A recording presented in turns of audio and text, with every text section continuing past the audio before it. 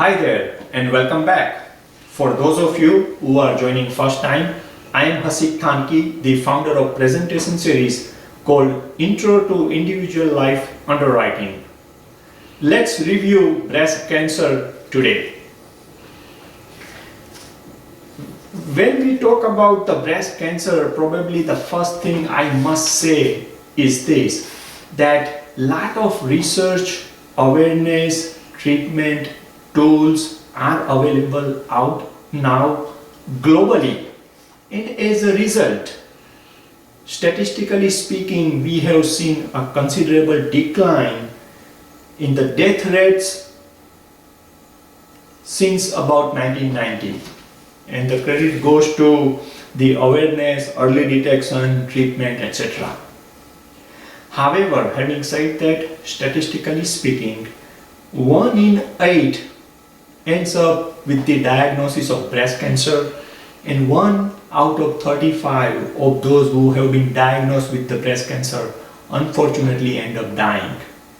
And with that being said, breast cancer is considered, as we speak, the second leading cause of cancer death, exceeded only by the lung cancer. So the data, statistics, research out there, something you may want to make a note of. Now, I am not going to go into the anatomy of the breast, but from underwriting standpoint, as you look at the history of breast cancer on the Life app, and as you order the medical records and once comes in the home office, you start to review the records. What are the risk factors that you may want to pay attention to that boils down to extra mortality? So the risk factors are family history, obesity, alcohol, gender, age, reproductive and menstrual history, a benign breast disease. And let me take a pause. When I say benign breast disease, by that I mean that if you have someone with the prior history of benign breast disease, then statistically speaking and relatively speaking, there is a higher probability that adds to the likelihood of, and in underwriting we talk about law of large numbers, that is what I am referring to. So someone with the history of benign breast cancer may end up having a relatively and statistically speaking higher probability down the road of developing the breast cancer. And likewise, same can be said about someone with the history of actual breast cancer.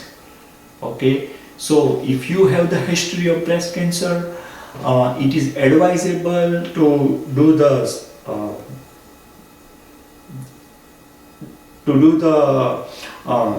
personal self-examination or do the routine checkup, screening. Those are the tools that can really help. So that's the take-home message as far as the prevention goes, or what really helps. Now coming back to the underwriting aspect of it. So as I was saying, that I will not go into the details of the anatomy and physiology. So broadly speaking, talking about the types. So in your career, you will see majority of the breast cancers you will see are invasive ductal cancer. And statistically speaking, there are about 70 to 80% of the cancers or the breast cancers are falling into the category of invasive ductal cancer. Invasive lobular cancer accounts for about 5 to 10%.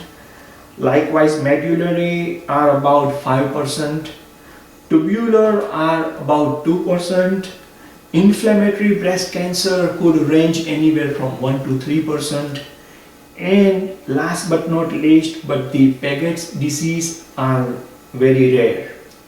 So basically, majority of the times when you are confronted with underwriting the breast cancer, you will most likely see the ductal and or lobular, and in majority of the cases it will be the ductal carcinoma. Okay. Now, as I was saying in my prior session about the TNM staging, so that's the typical you will see in the medical records. So look for the TNM staging. So look for the primary tumor, look for the lymph node involvement, and if so, look for the metastasis or the distant spread, and that can help you come up with the staging. Now staging, another way to look at is you could have a stage 0 or a carcinoma in situ, and it could go from stage 1 to stage 4. And higher the stage, higher the mortality. The best document where you can find these details would be obviously the pathology report that comes in the medical records, especially when you order the oncology records. Another aspect that you need to look at into the pathology report to correlate with the staging would be the grading. So you may see grading labeled as grading 1, grading 2, grading 3. What it means to correlate, it would be a low to moderate to high, or it would be well differentiated to intermediate to poorly or undifferentiated. And as I said before in my prior session, higher the grading, higher the mortality risk. That is what it boils down to. So what is unique about the breast cancer is you need to watch out and look out for the receptors, and besides the staging and grading, you will need receptors to correlate and plug into the any underwriting manual that you may be using or your company wants you to use, and or in your company specifics you would see. So as you read the medical records, look out for the receptors as well. Let's talk about the treatment. Depending upon all of the above, the doctor, the primary doctor, the medical oncologist, and the surgeon, they will as a team look at the medical profile, and they may go out for either surgery or radiation or chemo or hormonal therapy. Either any one of these and or in conjunction with combination of is appropriate. So that is what it boils down to when we are talking about the treatment as it relates to the breast cancer. Now, last but not least, how do we underwrite? So remember the first thing we discussed in underwriting, to correlate. To underwrite means to correlate. So look for the type of the tumor, stage, grade, treatment, follow-up. Recall the conversation we have had about the surveillance. So are you seeing the follow-up memo? Those are the things that can help you arrive at the proper risk assessment. So correlate, follow the underwriting manual, follow your company specifics. Now again, cases like this, you may end up either RNA or a decline, risk not acceptable, or you may have to postpone maybe for 6 months, maybe for 6 years. You never know. It all depends upon the pathological details. And or you may end up offering a table rating, and or you may end up offering a flat extra. That flat extra could be a temporary flat extra, it could be a permanent flat extra. You may end up offering a blend of table rating as well as flat extra. Any of these scenarios you may end up actually having in your career.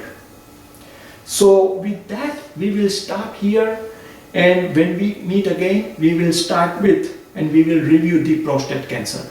Take care.